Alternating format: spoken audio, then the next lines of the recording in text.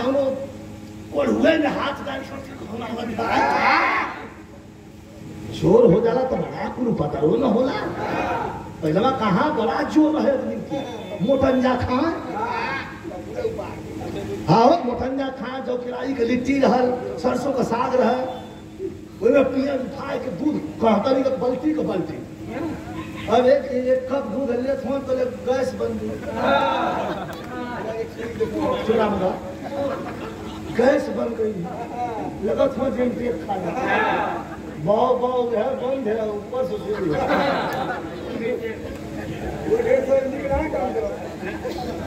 पखेरु को याद दिया जाएगा कि धरती हमारी नहीं है, धरती है किसी और की है, तो अपनी धरती पर उतर जाएगा। मैं ज्यादा नहीं कहूंगा, आप तो खुद ही समझदार हैं। मैं आपसे क्षमा मांगूंगा कि इन बातों के बीच में हमारा मैटर पारिवारिक है। ये दोनों एकदम दिनसर हो बेटी सयान हो गई, इतनी सुंदर इतनी सुंदर इतनी सुंदर कि वर्णन क्या करी है, वर्णन कर जा भाई। बोले भाई केवल कवि जी कहिए हम बा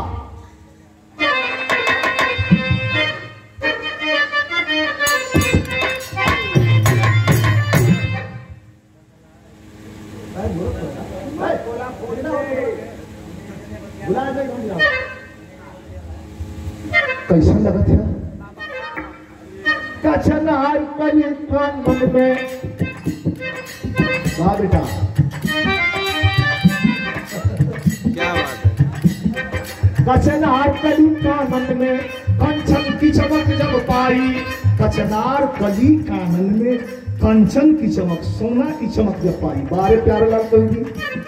कचनार कली कानन में कंचन की चमक जब पाई,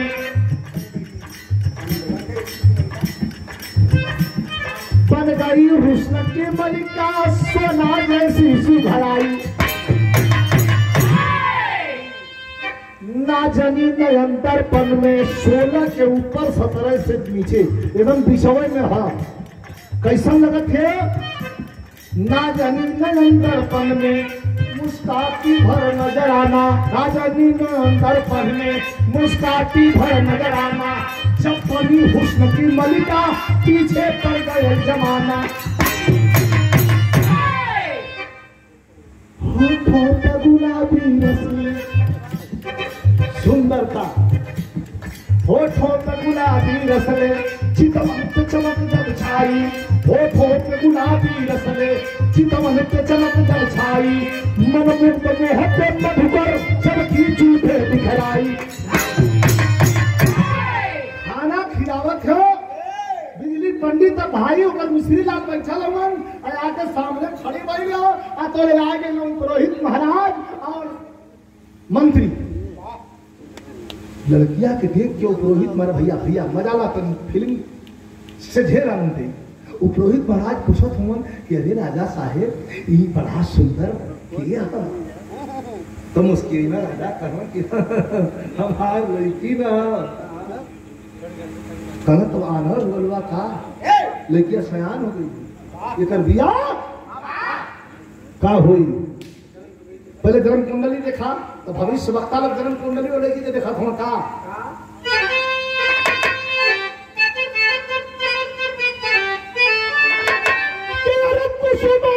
किस्मत कैसी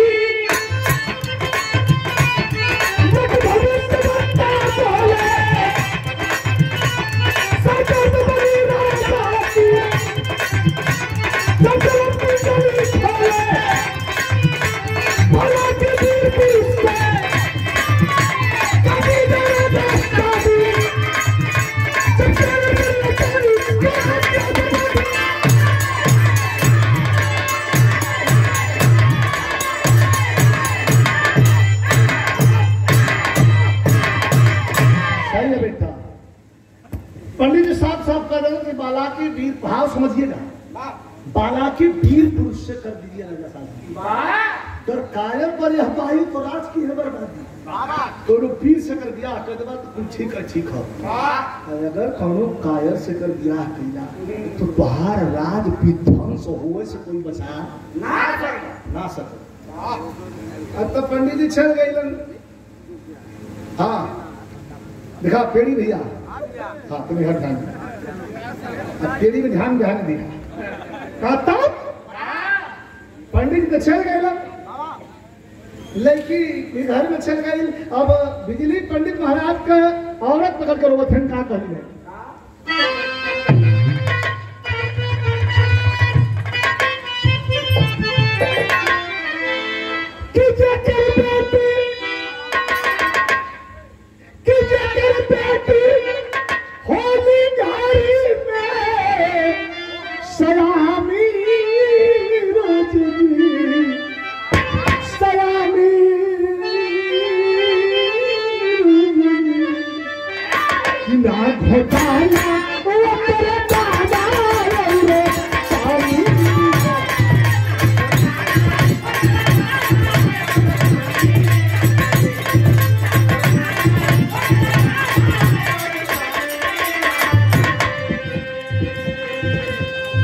का करबा हम बताओ।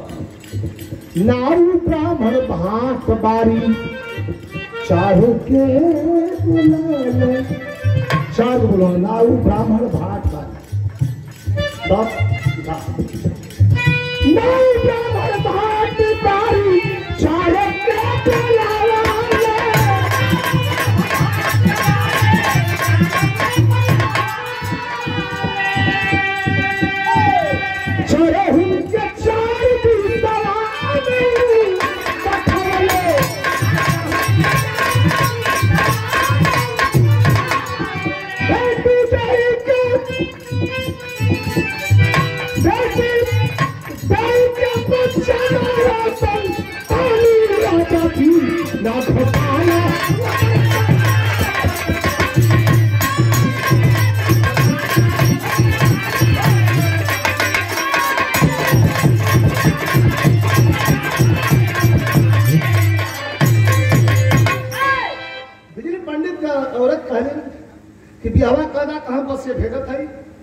चार लड़ाई हुई।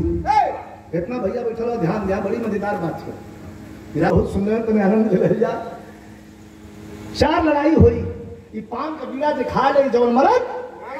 आई तो एक लड़ाई पहले दो पूजे पर दूसर की लड़ाई माला में जब दुल्हा आई, तीसर की लड़ाई सिंदूर दान पर और चौथ की लड़ाई सवेरे विदाई पर। चार लड़ाई जो जीत ले वह बेटी से ब्याह करी। देश भर घूमत हूँ, कभी कहत हूँ का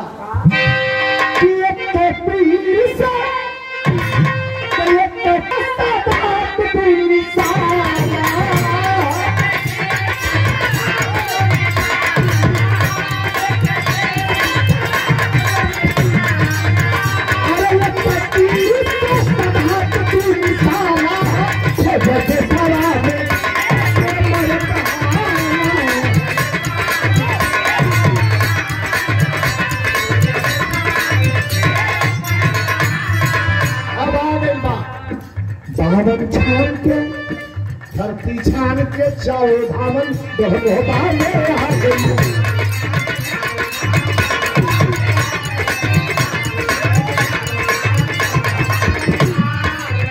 घूमत मन कहूँ पान कबीरा खैरस नहीं तो कहा महोबा में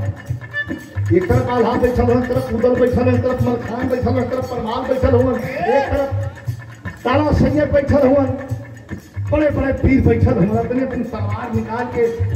सोचत हम कहीं लड़े के मौका मिले तो ले बावन छान के चारों धावन गढ़ मोहबा में आ गई ने वही आला उदल के खेबा में पान कबीरा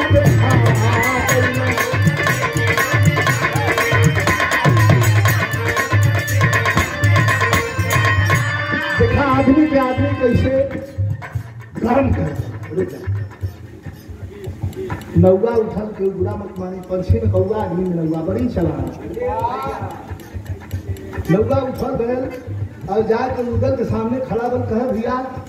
तो क्या कुछ चिन्हत है नौवा कहा है। अच्छा हम ही हम कई बार है गावत आया के विचार में कहा कि तो कुछ चिन्हत है तो कुछ एक दो तो हंसब दूसरे हंसब जब 5-6 बजे निकल तो हम गुस्सा आया तो नौवा आके तो दूसरा उगल से कहा था तो क्या कहीं देखा उधर कहा कि ठीक है भैया बैठा कहाँ घर का घर छोड़ा तो क्या हम कहीं चिन्हत है उठ के खड़ा मैंने उधर कहा चिन्हत हुए हमन वीर है कहे ना तो नौरा कहत कहीं हमारी बनाई सबई जगाना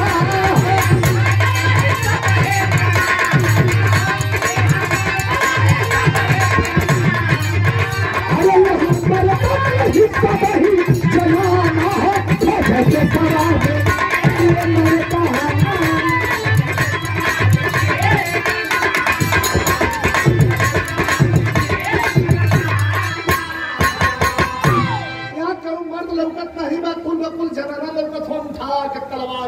जाए कहीं नौरा के कान्हे पर तलवार गर्दन पर धर दे। अरे तलवार धरत देरी ना कि दहलस 150 ग्राम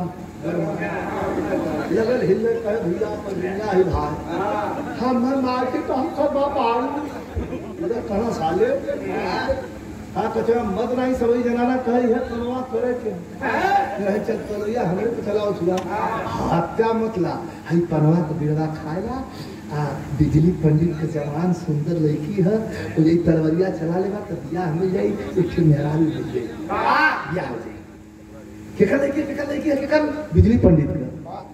का जब बिजली पंडित का नाम सुनना तो उधर के करे कोई तक ना बेभा तिवारी को काहो देवा भैया देवा कहना कि दांत बत्ता दांत मत बत्ता का कहला ना उधर हंसत होने से दोस्त के प्रति एक दोस्त कॉन्फिडेंस विश्वास में कुछ बोला ला का कहलन बढ़ जा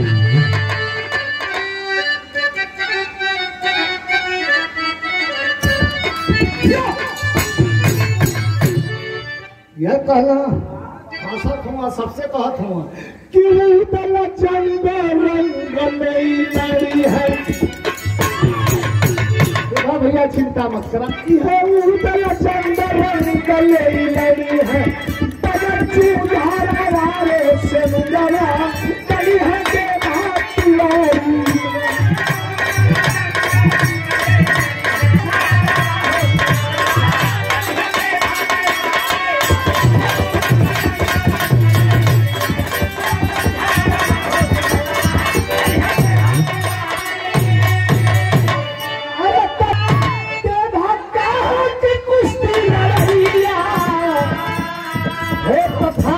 भैया तेरा नाम के हाथ से आई अपने सारा हमारे लगाई रहा बन के मेरे बधई हम दुआरा हमारे तेरा हटे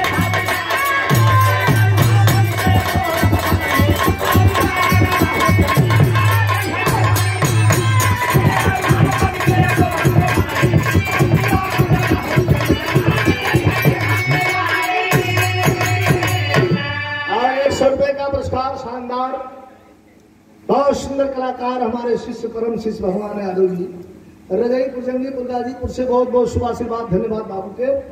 और हमारे संजय मास्टर जी के बड़े ये लोग प्रेमी और सहयोगी हैं मैं धन्यवाद देता हूँ भगवान बाबू को सब भैया की प्रणाम बड़ी मजेदार लाइन आ गई कहना भैया वो लड़ू है बिताए ले बाकी हजारों बजे 4 की लड़ाई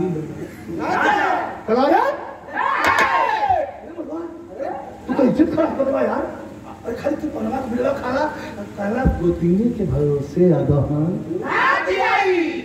कहला तू खाली खा ला हम लड़ा तो के जीत के मेहरारू दे दे तू पेड़ा फलवा झील दिखैया खाली तू खा ला ये भाई तुम ना कर के ना एक ना तो 1000 ना हम ना खाई क्रोध में लाल हो उधर करना सुना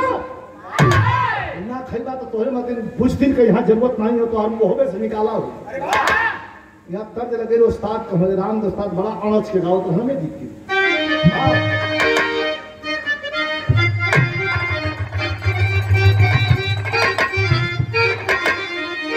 यह गाँव की गज भर का गुजारिया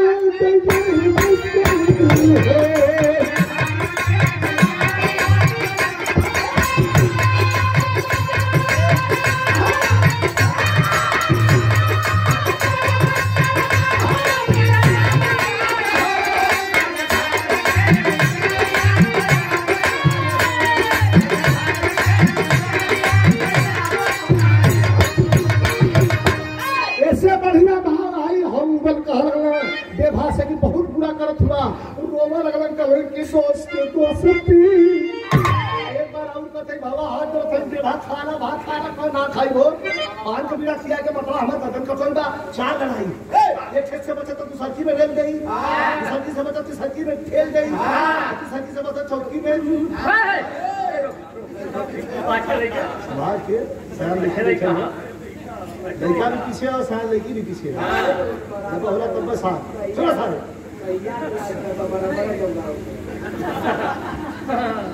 नहीं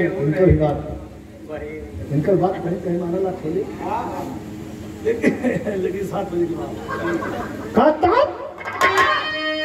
कहा कि दोस्त दोस्ती इधर रोवा लगल कहो कि देभा भैया खा ला भैया हम लड़ा भैया नारायण तुम्हें दीवार कहो देभा उनसे ढेर रोवा लगल करो ना चाहिए बात तो रोवा लगल कि दोस्त दोस्ती में दागिया लगाई दे है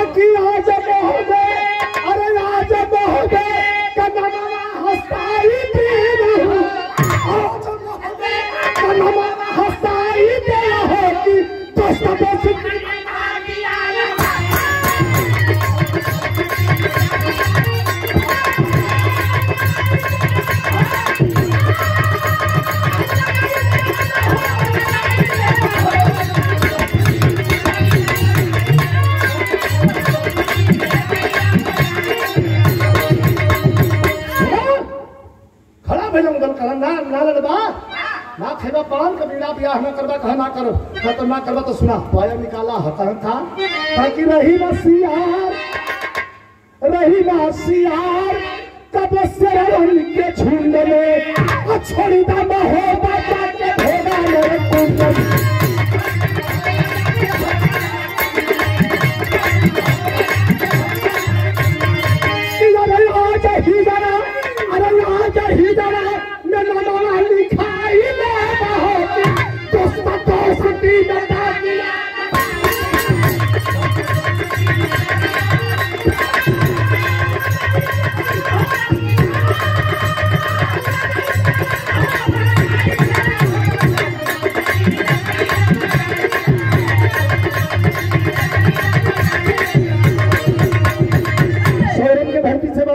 कलाकार हमारे शिष्य मन गुलाब बाबू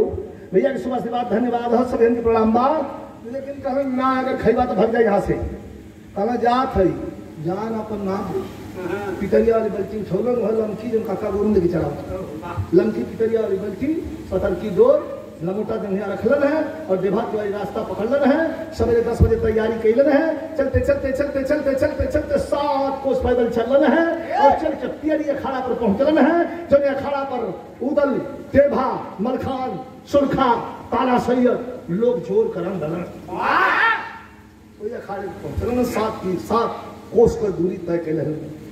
बड़ा पैदल चलन बर्मा तक चल जाए बड़ी पैदल चल साधन संसाधन रहल नहीं ओई में जाके खाना ठंडन है ठंडा पानी निकलन है और बल्टी से पानी पियलन है अब पियले के बाद खाड़ा में जब माटी खन के में लोटलन बस नींद लग गई अभी ना सुतले छोड़त है तने है चला चारों धावन पहुंचला राजा बिजली पंडित के हम कहा मलकार पूजे सरकार पूजे आप मतलब कोई दुनिया में नहीं हो खुशखबरी हो कहा का खुशखबरी है कि कोई माई कलाल धरती पे पान के बीड़ा खइबे नहीं कैलस नौवा कलत पान के बीड़ा तो ना खेले से लड़किया का कर रहा है लेकिन बियाह होगी ना ये बोलो यार मना करा कह लड़किया का करना तो दिखा ये राजा का विनाश काले विपरीत बुद्धि हो राज कर जो ने राज का राजा बिना सोचे विचारे कोनो फैसला करला और राज के भी ध्वंस होवे से कोई रोक नहीं सकत बिना सोचे विचारे पंडित कहा कि लड़की का चिंता मत करा बीरन में नाम लिखा गल कोई जब पान का बीड़ा नहीं खैलस तो अजय हो गई हम अब बेटी का सवाल हो तत्काल बड़ा सुंदर दिन हो मंगलवार चल के माई दुर्गा का जन्म खानदानी मंदिर हो बगीचा में वही बगीचा में बिटिया का बलि चढ़ा दे न रही न लड़का खोजे के पड़ी नहीं हम क्यों ससुर हो ई सोच सारी नहीं लड़किया रही ना हम कन्या दान करम न झुकर कोई क्या करे तो ससुर हो लड़किया सुनत का है देखा देखो हम काटा का परबंध कर ले हुआ रोता चल रहा जा के दोपहरिया का टाइम है और दुर्गा माई के मंदिर में कच कच कपार बारी बंद कर कच कच कपार पटक के रोवे लगल कलश की माई सुनिला कि बड़े बड़े वीरन के रथ पर बैठ के उनके रथ पर उनका रथ हाकलू अब तो माई हम माई का हृदय सबसे कोमल होला तो हम इतने जाने चाहते हैं ना मोले में चिंता नहीं बात हमें चिंता एक थे और माई बता दा का हमार विवाह नहीं लिखल हो दुर्गा माई का मूर्ति बोल पड़ल बिटिया ताकर नगर के बोल बाबा बिटिया तोरो ब्याह लिखल है ताकर कह के बोला था दुर्गा माई कभी हमारी बोलती है तो पत्थर का मूर्ति लेकिन हो ठीक था माई की कृपा हाँ बोला बोला नहीं जाए सुनत है कैसे पूछा थे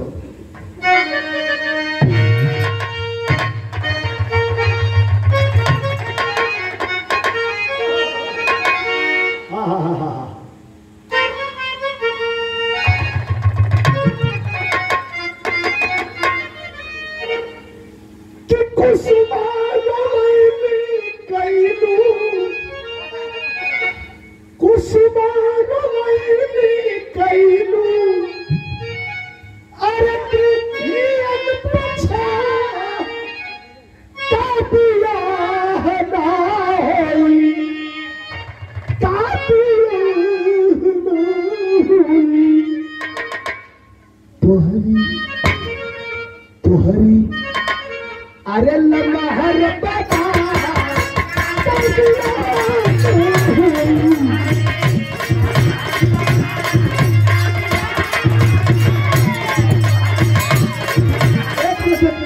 चाहिए बेटा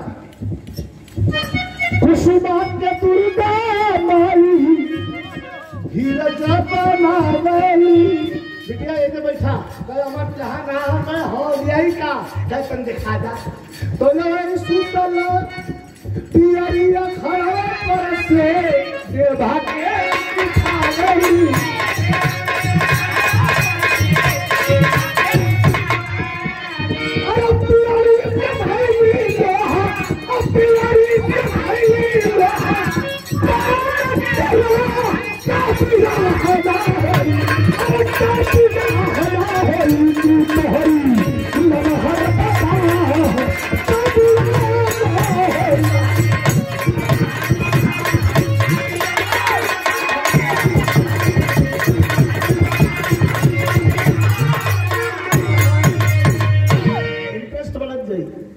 आगे बढ़ा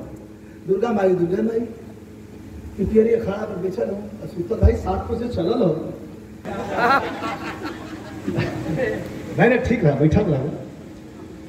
हर रोज होत रहा तो कहाँ जब होता कम है तो क्या देंगे बैठ के तू तो ठीक खपा लेबू तो ध्यान अपन लेबू सुत रहू ध्यान ठीक खटे के कल लास्ट हो हमरो लगभग करीब रेस्ट हो 200 रुपए का पुरस्कार क्या बड़ी मजेदार बात फिल्म का स्क्रिप्ट है उठा के धमे दे वही मंदिर में पटक दे और पटक के दुर्गा माई मूर्ति में समा गई ध्यान दे अब देवा जब पटकली तो देवा की टूट गई अरे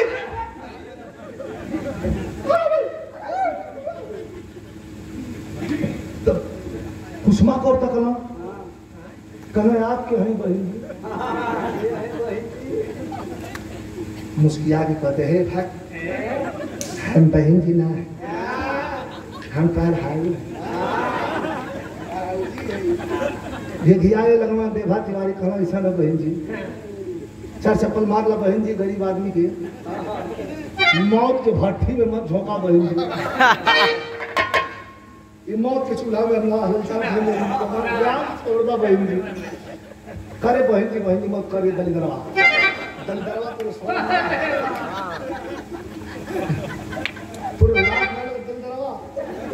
बहन जी कहले हम तुम्हारी दुल्हन होने वाली दुल्हन का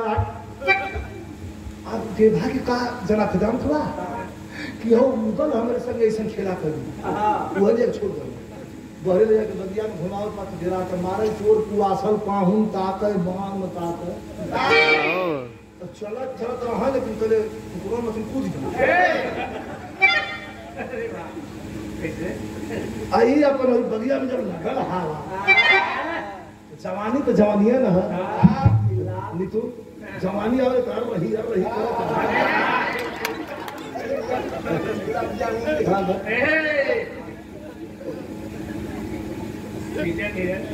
तो लोग बतला के अपनी बेवकूफी करके हमारा भुला गई अरे सब सीखा हमारे टाइम वाली सब हम बात कहबन करत आदमी के हम आदमी का प्रेमी है कुल मिला बताओ जाई यार मत यार ग्रेजुएशन कैले हुआ लोग यही तो हम बोल बलिया वाली भाषा तो फाड़ दे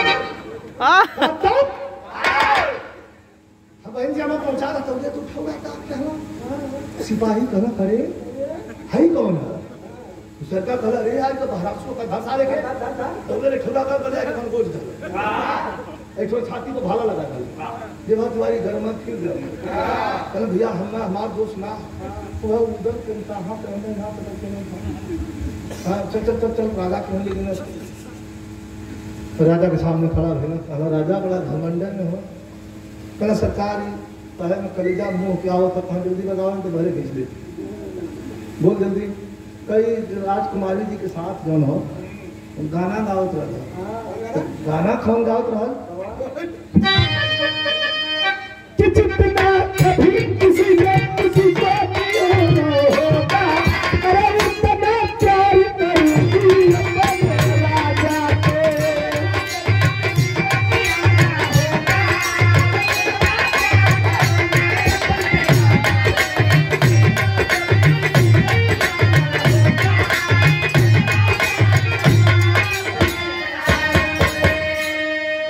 अच्छा तो ये प्यार करने आया है इधर आओ क्या नाम है कहे देभा नाम है भैया हमारा नाम देभा कहाँ नाम है कहे महोबा पर बिजली पंडित तुझे खड़ा हो गया कहाँ है महोबा वाले हो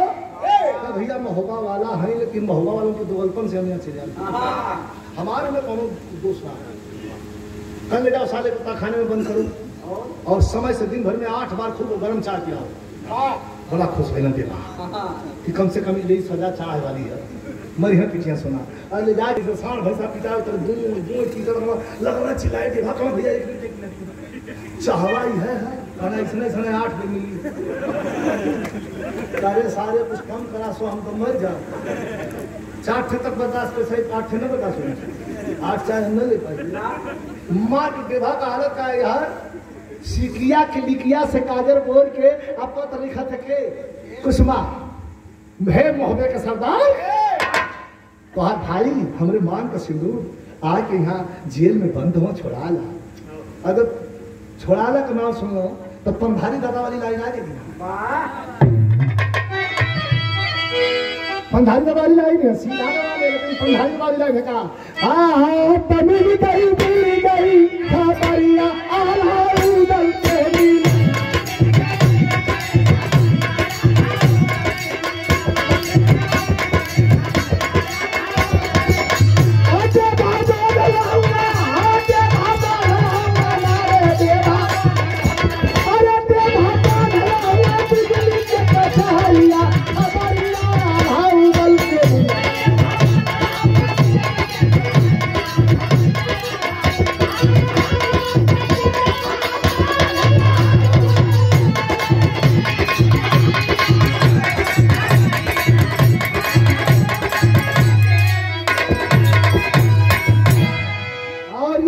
पुरस्कार 200 रुपया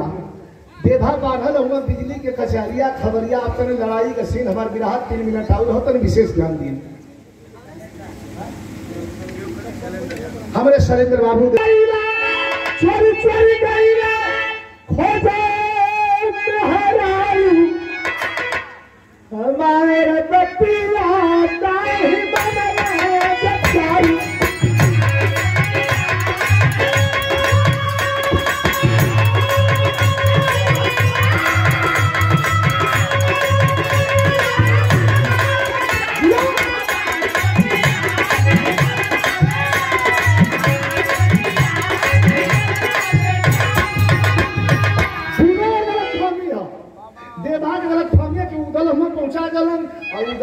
तूफानी के अकेले चल गए हमन कली पनक बिलो खाल तो ना खेल बाधा से आप मलखान से कहले कि भैया सुना हो कहले कि मोहब्बत का पानी अरे बहुत के बुझाई अब केहू ना छोड़ावे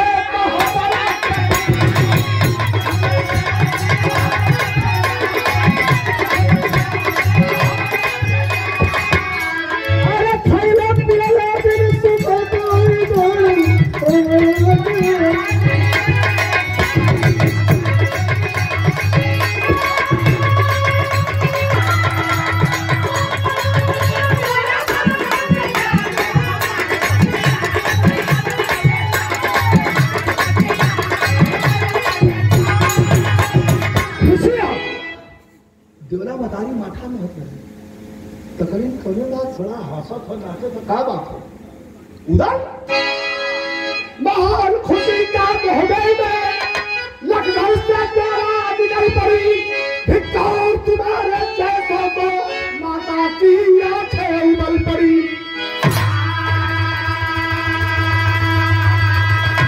लखनऊ प्रियगर जो भटक गया जिस मित्र में पलती आशा है उस मित्र को छोड़ दो तरगड़े में क्या मित्र की ये परिभाषा है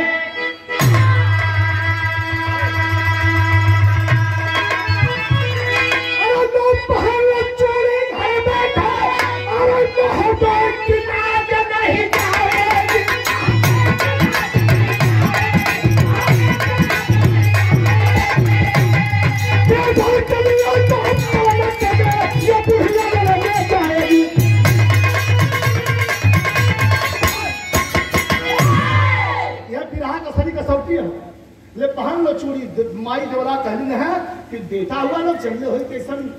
सोचबा बेटा भाई के प्रति तो करेजा पर छाती पर सील धे के दबा के मुआ दिल हुई ले पहन लो चूड़ी घर बैठो मोहब्बत की लाज नहीं जाएगी देवा के लिए लोहपानक में ये देवला लगेगी बुढ़िया लगने जाएगी माई देवला फफक के रोवे लगेगी कि ये उदल ये आला ये मलखान ये ताला सैयद तोहन के नाम पता है का बताओ इन भीरस के विरह में हल्का करुणस का समावेश हो एक लाइन भीरस हो एक लाइन करुण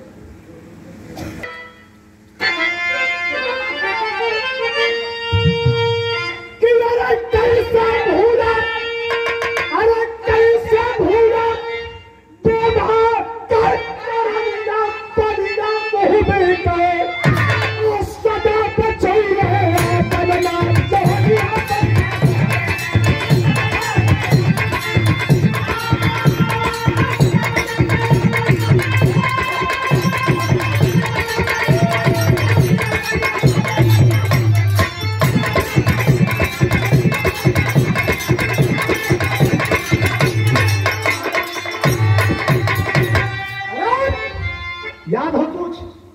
आधा उधर के सामने जाके भरल कहा तरी के जब तही रहे तो छोड़ गई नीचे कल आज खून खौलत हो याद चला उस दिन कौन दिन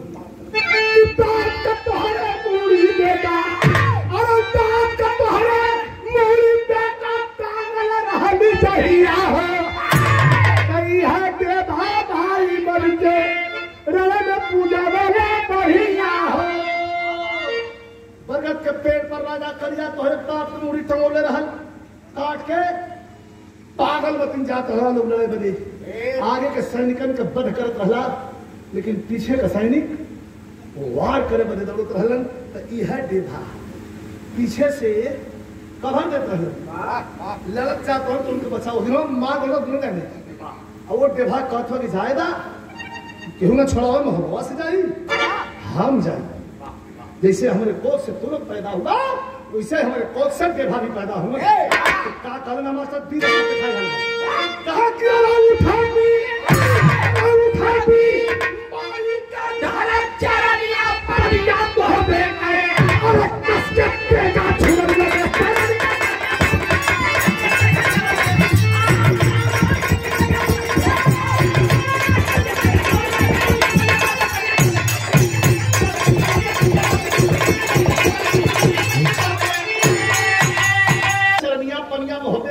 और कसके पेगा झूमर लगे सैलनिया फिर क्या कर हमन जाते डेवा भी छोड़ाई डेवा का हालत का है इतना कुल मार दे हम के हे इतर खड़ा इतना समझबंदी करा खड़ा कौन झूठा हो लाठी डंडा गिरा दे जोर से चिल्ला लगा भैया मेरे यहाँ कटोरा गिर जा तब वो ऐसे से कर लगा इतना कुल मार के बर्बाद ना हो 500 पुरस्कार श्री राम जानकी इंटर कॉलेज नंदन बेलसरी की ओर से हमारे प्रधानाचार्य महोदय अपने गुरुजी श्री कमलाकांत यादव जी गुरु जी द्वारा प्रदान कर गए हो कि मत दिया हो सकाए तो जिंदगी में माई बाप को तकलीफ मत दिया यह दुनिया का सबसे बड़ी पूजा हम मत दया करो मंदिर में विजय लाल का विरहा सुन के विरहा भुला जाए लेकिन बात मत भुलाया मत यहाँ मंदिर में मत यहाँ मस्जिद में मत यहाँ गुरुद्वारे में मत यहाँ तो पूजा करें माता पिता और गुरु की सेवा अपने से प्रिय जन बड़ों जनों का सम्मान कर दीजिएगा हे छात्र साथी जो उम्र में हमसे कमजोर हैं यह सीख लेके विजयलाल की जाना माता पिता गुरु की सेवा कर देना बुलंदी तुम्हारे कदमों में होगी दुनिया का कोई माई का लाल नहीं रोक सकता क्या बात है क्या और बात जो है बुलंदी के मार्ग पर प्रशस्त किया है माता पिता की सेवा करके ही किया है माता पिता को तकलीफ हुआ तो समझ लो कि घोर नरक हुआ इस दुनिया में भगवान को क्या किसी ने देखा है बड़े भाई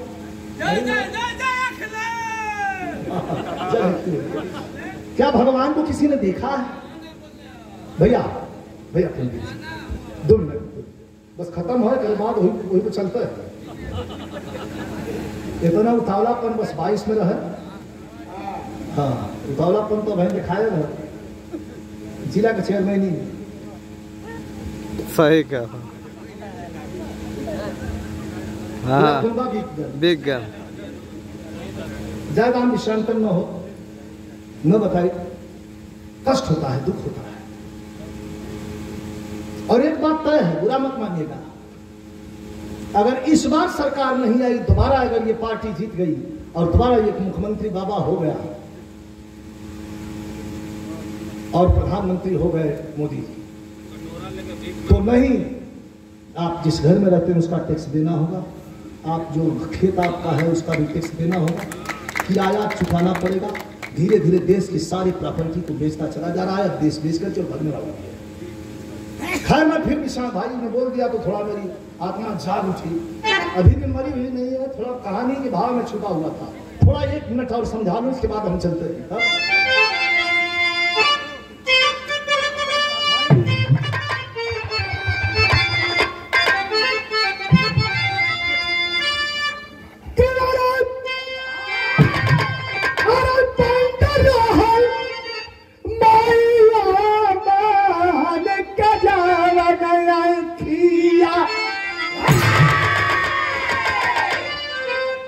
खाली एक बतिया से आज दहलू खोल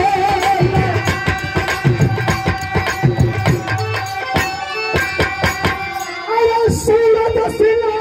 तीरस न बन के जवाना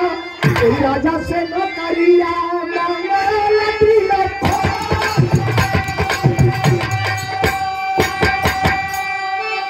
सूरज सिंह वीर सिंह बनके उदल और विमल खान जाके खड़ा हो गए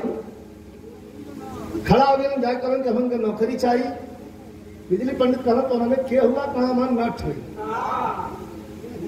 कल अच्छा कौन नौकरी करवा कहे जहां लगा देवा कहे हम लोग सेट है कहा ठीक नौकरी कहाँ लगल तो पहिया बादल पर करिया बादल पर खेत अरे पत्थर में उधर खड़ा करे मजेदार बात आ गई सरहद पर नौकरी मल खान के लग गई अब खाने में जहाँ बाढ़ वाला डेभा कहा उधर पर नौकरी लग गई वहां पहुंचना डेभा को जब हालत देखा तो पहले तो हंसना कैसे वर्दी पहले जब हम वहाँ पहरा दे हंसना जाके पजरे पहुंचना आ तो ले आज देखिए कौन जाने की बहन की कहते कुशवावती आगे लेकर मोहर को जाएंगे थमावत गई इतना सिपाही रहे अले जाके बादाम का हलवा खिया के देभा के जब मुंह में लगा था जब बादाम का हलवा मुंह बंद आंख बंद चाट के कहना देवे तो रे जहर कहने मिला बहुत पूरी गति है मारो थोड़ा सा बड़ा बेचुका सुना काई दूध पिया घबरा मत लोग आवे वाला हम पार भाई कहे रे ना है तू तो खुदा हम चाहेट दे रहे हम तो ने उधर कहला कि भैया चिंता मत करा आ गए आज भाऊजी के देख के छाती जुड़ा देवा कला आ गए भैया अरे भैया अब हम जान गए कि हमार तेरे ही विचार दिला इतना गंदा आदमी हुआ इतना गंदा आदमी हम धरती पे खड़ी ना इतिहास में कोई नहीं कहता पहले तुम चार जगह कहने पर दवाई हो कि ना पहले कठिन से मरिया छिला लगा बाबा रे भैया कठिन से मरिया अरे मार मार काट काट मदर जरा दे भैया मार मार काट काट चलो काटा में श्रीलाल के पत्तू के गरे बाबूआ भैया काटा में श्रीलाल के पत्तू के गरे अरे चलो कपड़ा लगा बजा दिया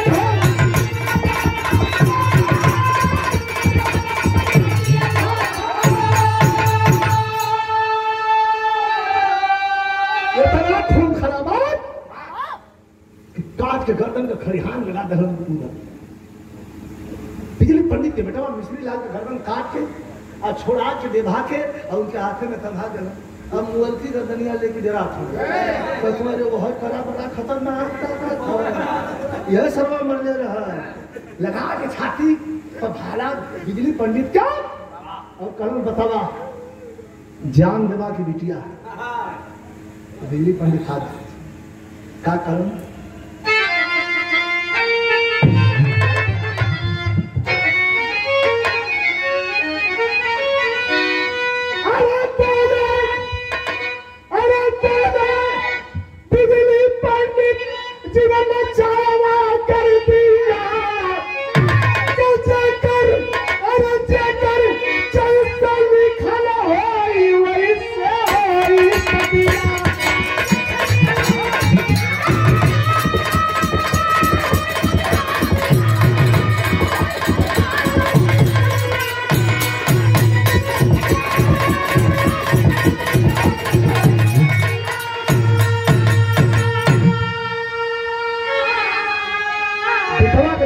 काट गई बिठवा के जब गर्दन काट गई लेकिन छाती भला तो कहा कि भैया अब जान गई तो भीड़ हुआ हमारा आत्मा जुड़ा गई वो बेटवा के मूड़ी का कलश रखा है ये दिया है ये पागलपना कभी कहत हूँ कि कई राजा कई लगे विदाई और मोहब्बत के वीर चले भगाई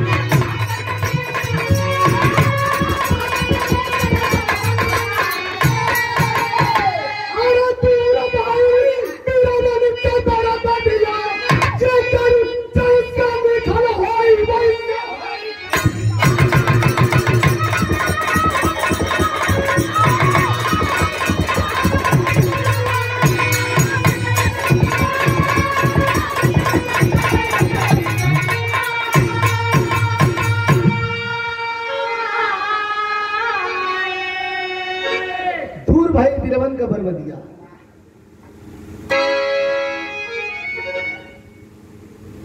वाह गुरु बिहारी गुरु राम लाल ललकारे बच्चन कहते कभी चंद्रिका धाम से सम्मान खबरिया आई दर के दिल कभी नहीं